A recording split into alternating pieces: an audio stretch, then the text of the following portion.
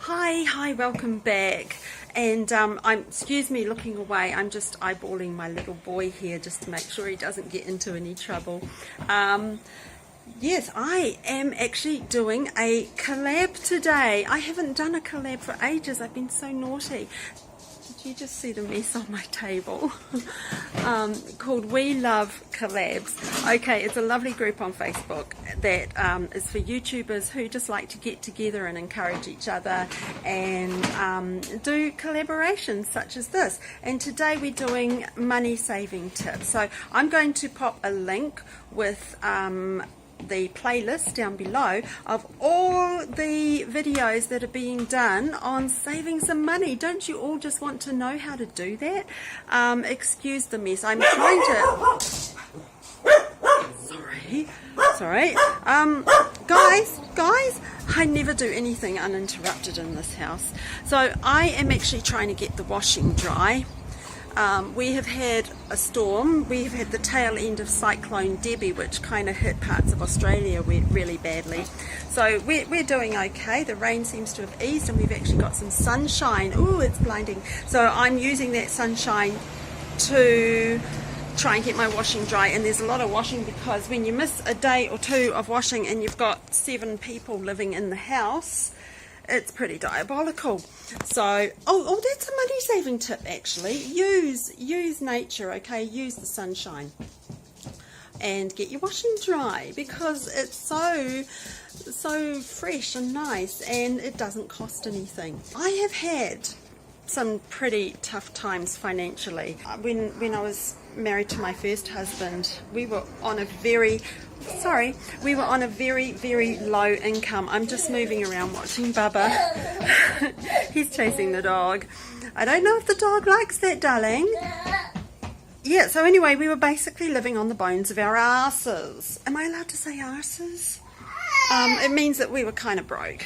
And just a little word of encouragement. This did seem to go on for years. There were days I didn't know what I was going to prepare the family for food, but every day, sorry for the wobbles, every day there was food on the table. I remember one day I had absolutely nothing and my brother, who was a chicken farmer, just out of the blue, he turned up with a bootload of frozen chicken, which was really sweet of him, and it was just so perfectly timed. So just be encouraged that one day, maybe decades from now, you'll look back and you'll go, oh wow, I survived those tough times and we came through it.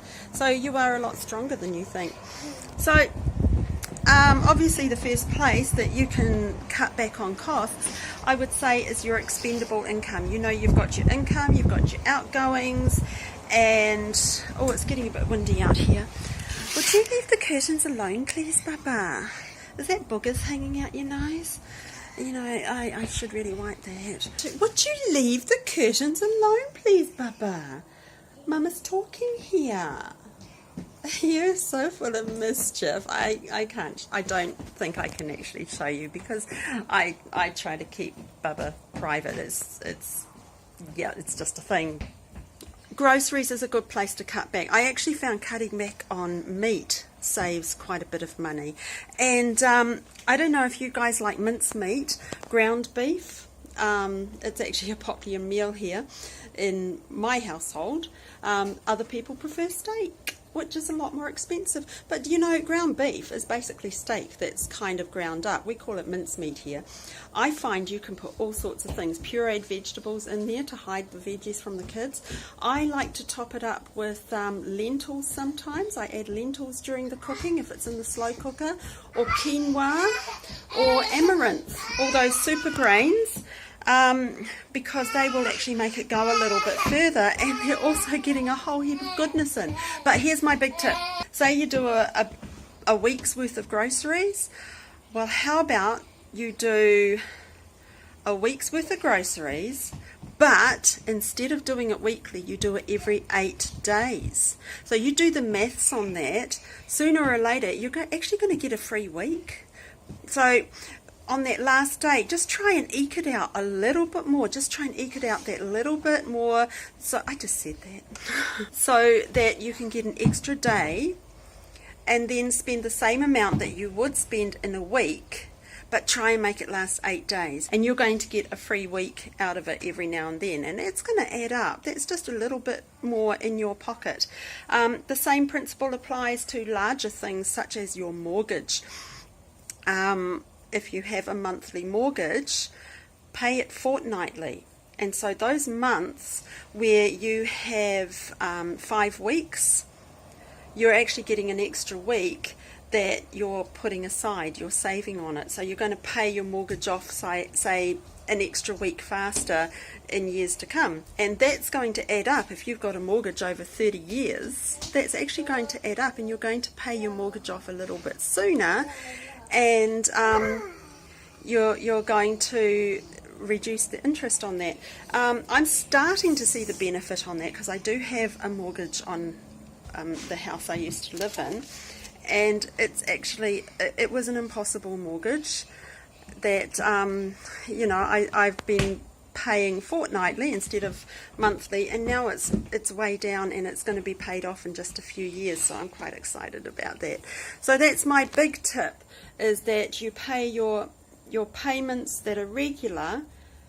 Just try and stretch it out a little more. So your grocery shopping, 1 week's worth of grocery, but you do it every 8 days. And your monthly mortgage, pay it fortnightly so that you get that extra week. So that's my big tip. So be sure to check out that playlist that I've popped down below, won't you? And come and catch up soon, because I love having visitors. I'm not weird. I'm sorry for the weird expression. I was like, what's that desperate girlfriend meme?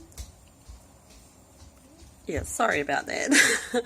Okay, I'll catch you soon. Ka kite anō. Bye for now. Bye.